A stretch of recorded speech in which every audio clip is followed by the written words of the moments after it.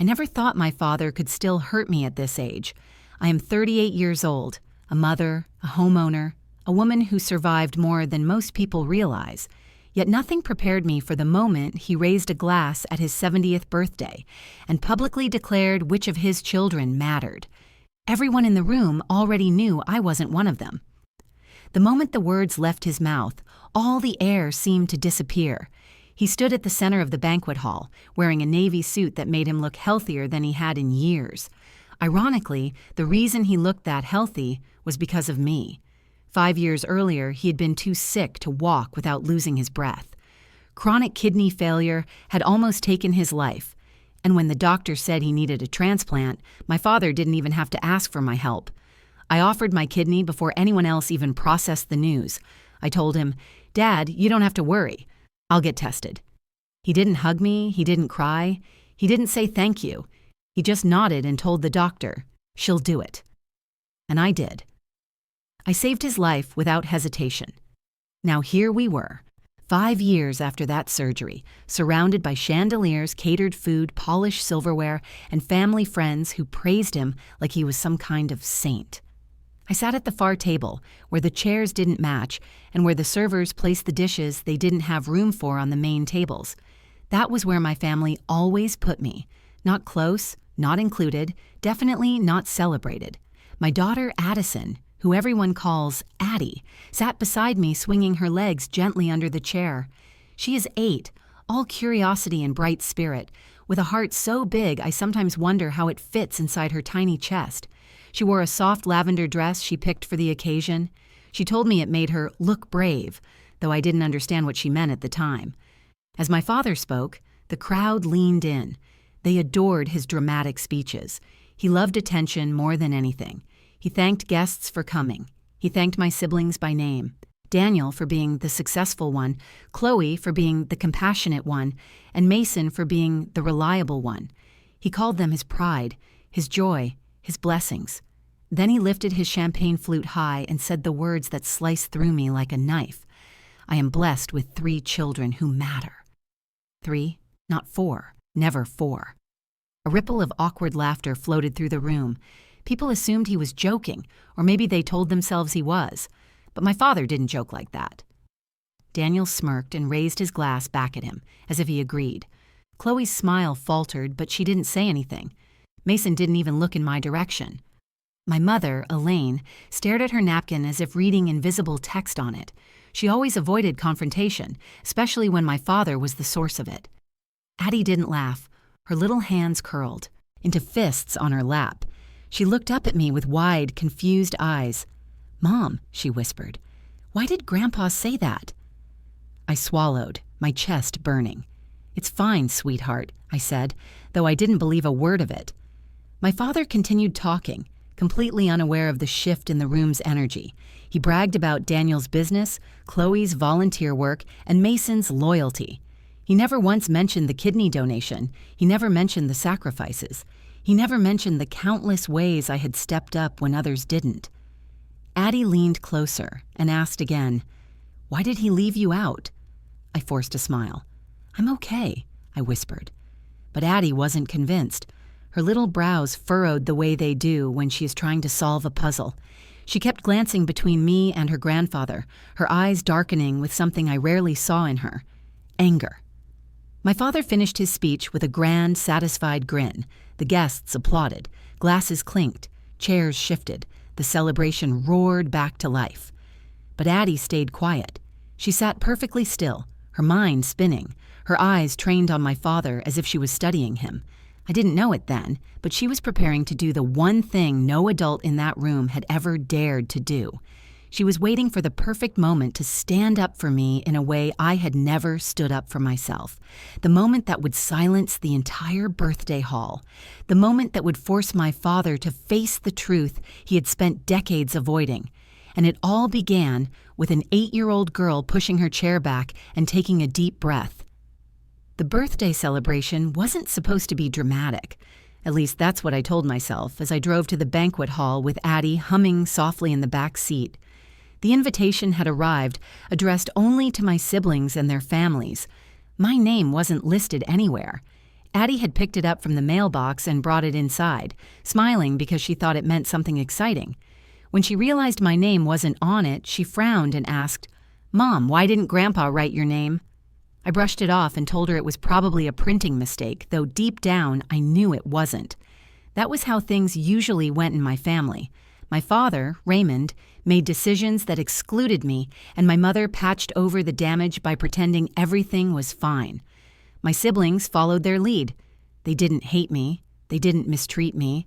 They simply overlooked me, the way you might walk by a picture on the wall 100 times without realizing what's in it. And I had learned to live with that feeling of invisibility for so long that I started to believe it was normal. But Addie noticed everything. She might have been only 8, but she had the kind of emotional radar that adults lose when life hardens them. She was soft but not naive, kind but not blind. She had spent her entire life watching how people treated me, watching how often I apologized for taking up space, watching how often my needs were dismissed or brushed aside.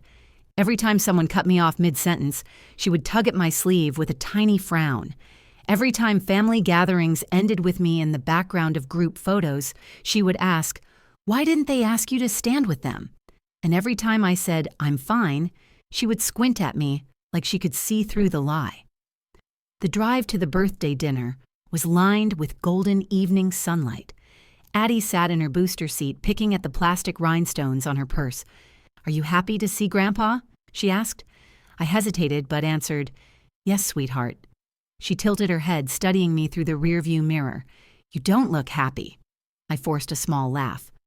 "Grown-up stuff," I said.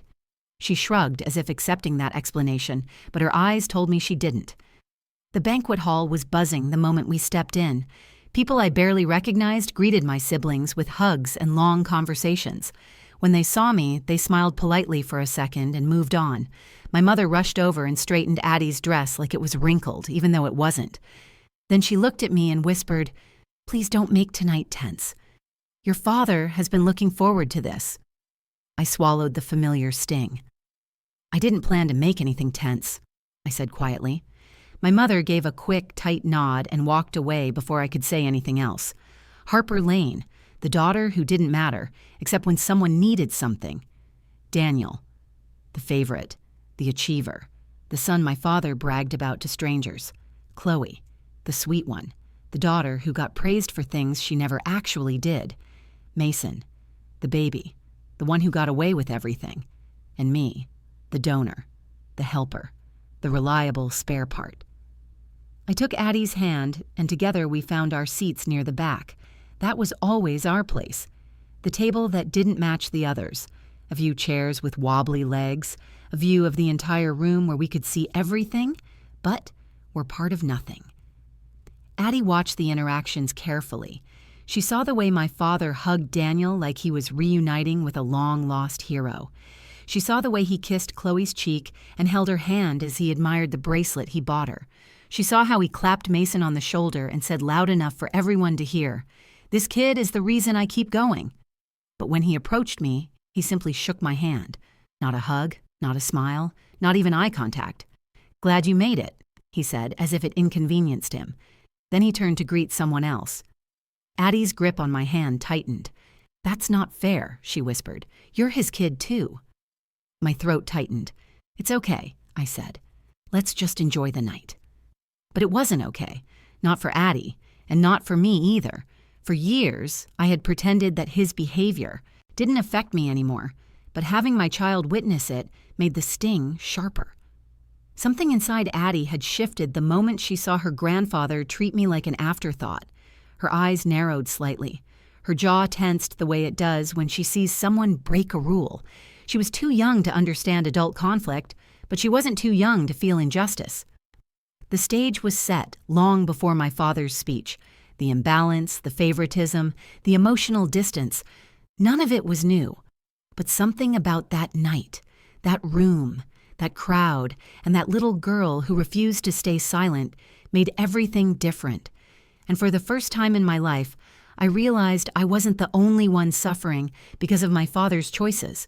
My daughter was watching, and she was getting ready to defend me in a way I never defended myself. The shift in the room didn't happen all at once. It crept in slowly like a cold draft beneath a closed door, the kind you only notice once your whole body starts to tighten. It began when the server placed the birthday cake on the long table near the front of the hall. People clapped, cameras rose, glasses refilled. My siblings took their positions around my father as if they were the stars of a family portrait. I stayed in my seat. I always stayed in my seat. Addie sat beside me staring at my father with a seriousness I had never seen in her.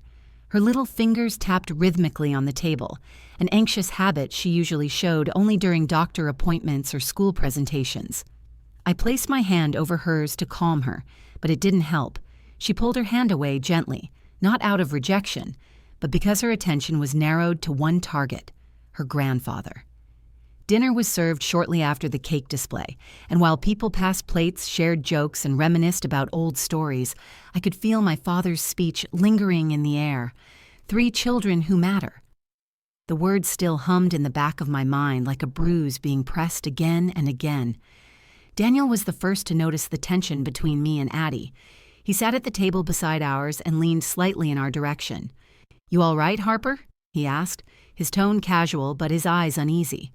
He had always been the sibling most aware of how our father treated me, but he never stepped in. Daniel lived in the shadow of approval, and breaking that pattern would have felt like betrayal to him. I nodded and pretended to smile. "I'm fine." Addie didn't nod. She didn't even look at Daniel. She kept staring straight ahead at Raymond, who was laughing loudly at something Mason had said. Addie's gaze stayed locked on her grandfather, as if she was waiting for the exact second he stopped being the center of attention. She wasn't fuming or pouting. She looked like a child solving a math problem in her head, connecting pieces adults were trying desperately to ignore. When my father finally moved to the stage for the formal toast, the entire hall quieted. The microphone crackled, and for a moment I secretly hoped, childishly, irrationally, that he might correct himself, that he might say he misspoke, that he might acknowledge all 4 of his children.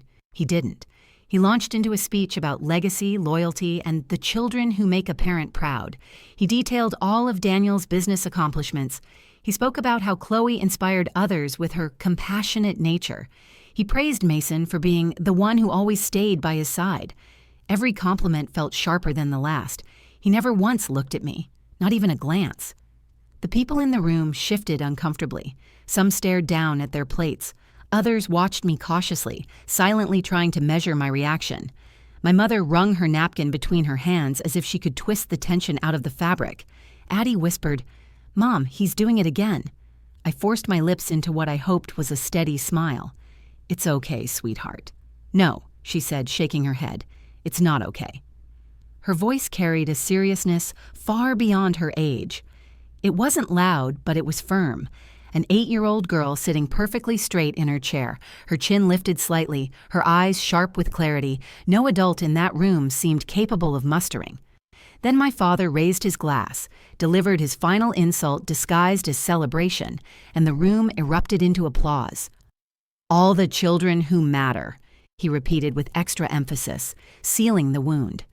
Addie's chair scraped against the floor as she stood abruptly. The sound was sharp enough to startle nearby guests. I reached out to her instinctively. "Addie, sit, please, it's fine." She didn't sit. She didn't even waver. She stepped away from me and walked down the aisle between the tables. Her little lavender dress swayed with each determined step. A hush fell over the room as people noticed her approaching the front. My father stopped mid-sentence and glanced down at her with a puzzled expression. "Addison?" he said, surprised but smiling awkwardly. "Is everything all right, sweetheart?" She looked up at him with eyes far too old for her age. "Grandpa," she said in a clear voice that carried across the entire hall, "why doesn't my mom matter to you?" A gasp traveled through the room like a wave. My breath caught in my chest. My mother froze.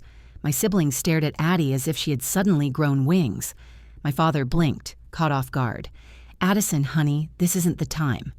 "Yes, it is," she said, "because you said my mom doesn't matter. You said only 3 kids do."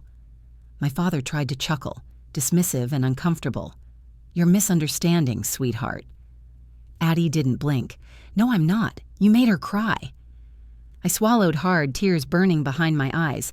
My daughter wasn't done. She took one step closer and said, louder this time, "If my mom doesn't matter, can she have her kidney back?" The entire banquet hall fell silent, the kind of silence that makes your heartbeat echo inside your ears. That was the moment everything changed, the moment Addie's question left her mouth. Can she have her kidney back? The world inside that banquet hall stopped. People froze with drinks halfway to their lips. Forks hovered midair. Even the servers paused, unsure whether to continue moving or stay still. It felt like the room itself was holding its breath. My father's face went pale. His hand tightened around his champagne glass until I thought it might shatter. Addie stood in front of him, a small figure in a lavender dress, staring up with an expression that was equal parts innocence and fire. My instinct was to leap from my chair, grab her, apologize to everyone, and drag her back before the moment exploded. That's what I had always done in this family. Absorb the blow, make the peace, swallow the hurt. But something in Addie's posture stopped me. There was no fear in her stance, no tremble in her voice. She stood firm, as if this confrontation had been building in her for years. My mother rose from her seat a few tables away and whispered sharply, "Addison, come here right now." Her voice cracked with panic, not anger. She feared conflict the way other people feared heights, but Addie didn't even look at her. She kept her eyes locked on my father. Raymond cleared his throat, searching for a way out. "Addison," he said slowly, "that's not how these things work. Adult matters are complicated." Addie took one step forward. "You took my mom's kidney because you needed it. You said she saved your life. You thanked her once with a card. And then today you said she doesn't matter." Soft gasps filled the room. Chloe's hand flew to her chest. Daniel rubbed the back of his neck and looked away. Mason stared at his shoes. They all knew what she said was true, but none of them had ever said it out loud. My father straightened his shoulders. "Young lady, you are being very disrespectful." Addie shook her head. "No, you are." A pulse of electricity ran through the room. I felt my legs moving before I realized I was standing. My palms were damp, my heartbeat erratic, my entire body trembling with fear and something else, a strength I hadn't felt in years. I walked toward the front of the hall, my eyes never leaving my daughter. People parted to let me through, whispering under their breath. When I reached her, I knelt down and said quietly, "Sweetheart, you don't have to do this. I'm okay." Addie turned to me with tears forming at the rims of her eyes. "But you're not okay. You're never okay after we see him. You pretend, but I see it." Her voice cracked just enough to break something open inside me. I hugged her for a second, then stood and faced my father. My hands were still shaking, but my voice, surprisingly, was not. "Dad," I said, "Addie is asking questions that I should have asked years ago." The room tightened again. My father stiffened, unable to hide the irritation spreading across his face. He was a man who built his identity on control, and here he was, losing control in front of an entire audience. "Harper," he snapped, "this is not the place." "It became the place," I replied, "the second you said I didn't matter." He opened his mouth, but nothing came out. All my life I had swallowed words to keep this family comfortable. I chose silence over conflict. I chose obedience over self-worth. I donated a kidney because I thought maybe, just maybe, doing something that monumental would make him see me. But it didn't. And watching my daughter defend me awakened a truth I had been too afraid to accept. I turned to the crowd, my voice steady. I gave him a kidney because I thought saving his life meant something. I thought it made me a daughter who mattered. But standing here now, I realize the only person in this room who sees my worth is 8 years old. My mother covered her mouth, tears spilling down her cheeks. Daniel looked at me as if seeing me for the first time. Chloe wiped her eyes. Mason's jaw tightened with guilt. My father's voice trembled. "You're twisting the meaning of my words. I never said you weren't my daughter." Addie spoke before I could. "You said 3 kids matter, and my mom wasn't one of them." There was no defense he could give. The truth hung in the air like a verdict. This was the turning point, not because Addie confronted him, not because I spoke back, but because I finally realized something critical. I had spent my entire life chasing approval that was never going to come. I wasn't powerless. I wasn't voiceless. I wasn't insignificant. I had simply forgotten my own strength. And it took my daughter, tiny, fearless, furious, to remind me of it. The air inside the banquet hall felt heavier than the chandeliers hanging above us. Every eye stayed fixed on my father, waiting to see how he would respond, not just as a man celebrating his 70th birthday, but as a father whose indifference had just been exposed by an 8-year-old. He stood there gripping the microphone like he needed it to steady himself. Addie remained in front of him, chin raised, breathing fast but standing firm. I stepped beside her, my hand resting lightly on her shoulder. We were united in a way that no one in that room expected. For the first time in my life, I didn't feel small around my father. I didn't feel ashamed or silent. I felt present. My father set the microphone down on the podium, but the speakers still carried the faint feedback of his movements. He cleared his throat again, struggling for authority. "Everyone," he began. "This is a misunderstanding. My daughter is overreacting. My granddaughter doesn't understand the context." His tone sharpened. "This moment has gotten out of hand." He tried to take control, but the crowd didn't look convinced. In fact, several people looked uncomfortable at his attempt to dismiss us. Then something unexpected happened. Daniel stood up. He didn't move dramatically or shout. He just rose from his chair with a heaviness that suggested he'd been carrying guilt for a long time. "Dad," he said, his voice low but steady. "It wasn't a misunderstanding." My father frowned. "Daniel, this isn't the time." "It's exactly the time," Daniel interrupted. "I've watched you treat Harper like an obligation her whole life."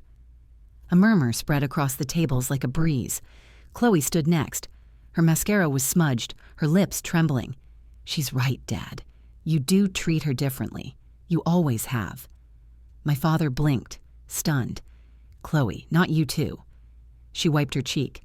"I used to think it was harmless, but hearing Addie say that out loud, it's not harmless." Mason slowly pushed back from his table and stood as well. He didn't look at my father. He looked at me. "Harper," he said quietly, "I'm sorry. I should have said something years ago." Everything in me trembled, not because they were finally acknowledging the truth, but because they had been silent for so long that I'd forgotten what it felt like to be seen. My father's face darkened with embarrassment and disbelief. "You're all making a spectacle. This isn't necessary." A voice called from the back of the room. "She gave you a kidney, man. How does she not matter?" Laughter mixed with uneasy whispers. The truth was becoming impossible for him to outrun. My father's jaw tightened. It was her choice to donate. Addie stepped closer, her small voice cutting through the tension with razor-sharp clarity. "She loved you. That's why she did it." Raymond's breath hitched. Addie continued, her voice stronger. "And you can't even love her back enough to say she matters." That was it. The line that broke something open in the room. My father's face went through several emotions: shock, anger, guilt, and something else I had never seen from him. Fear. Not fear of us, but fear of the truth settling in places he had ignored. I took a slow breath and finally spoke with a calm I didn't recognize in myself. "Dad, I'm done pretending that your words don't hurt me. I'm done protecting your feelings while mine get trampled. I stood beside your hospital bed for months. I took time off work. I made sacrifices your other children didn't, and I never asked for anything in return except to feel like your daughter." His lips parted. "You are my daughter." I shook my head. "No, I'm the daughter you use." Gasps echoed around the room. I continued, steadier now. "Your legacy isn't Daniel's business or Chloe's charity work or Mason's loyalty. Your legacy is how you treat people, and if you keep pretending that I don't matter, that's what people will remember." Silence followed, heavy, thick, honest. Then my father whispered a single word, soft and broken. "Harper." It wasn't an apology, not fully, but it was the first time he said my name with any emotion in years. Addie looked at him carefully. "Are you sorry, Grandpa?" His throat bobbed. "Yes," he finally said. "I'm sorry." I believed him, not because the apology was perfect, but because it cracked something in him that had never cracked before. The moment belonged to Addie, to her bravery, to her refusal to let silence win. She grabbed my hand, looked up at me and whispered, "You matter, Mom." And for the first time ever, I believed it. When the final word left my father's lips, "I'm sorry," it didn't magically heal decades of pain. It didn't erase the nights I cried in my room after family gatherings or the birthdays I spent, wondering why my siblings received thoughtful gifts while I got generic cards signed with only his name. It didn't replace the years I spent convincing myself that indifference was normal, that coldness meant nothing, that love didn't have to be visible to be real. But it did something small and powerful. It cracked him. It cracked the image he clung to for so long, the strong, proud father who believed favoritism was a harmless habit, who thought dismissiveness was discipline, who believed children should earn love rather than receive it freely. It cracked the shell that protected him from recognizing who he was and how deeply he had hurt one of his own children. And sometimes the first crack is all you need for light to finally get in. After the apology, the energy in the room shifted again. Not into chaos, but into something solemn, almost tender. Guests whispered among themselves, not with gossip, but with recognition. Families are messy. Families are flawed.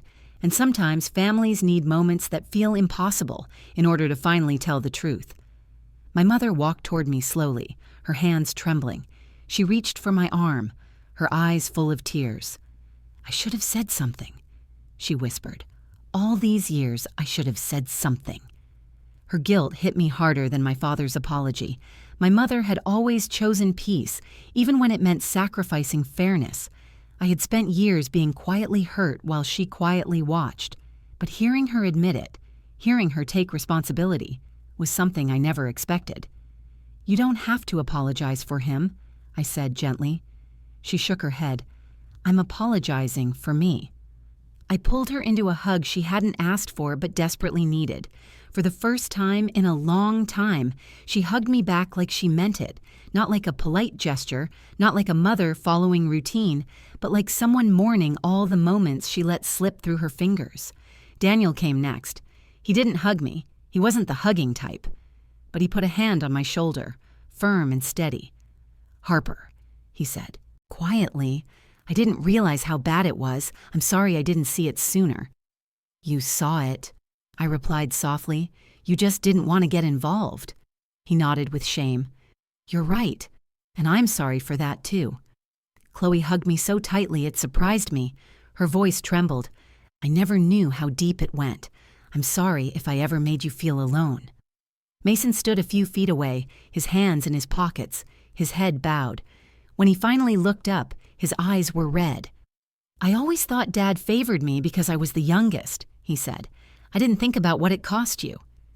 Their words didn't fix everything, but they acknowledged it. Sometimes acknowledgement is the first real step toward healing. As the room slowly returned to movement and sound, Addie tugged on my dress. "Can we leave now?" she asked. I smiled.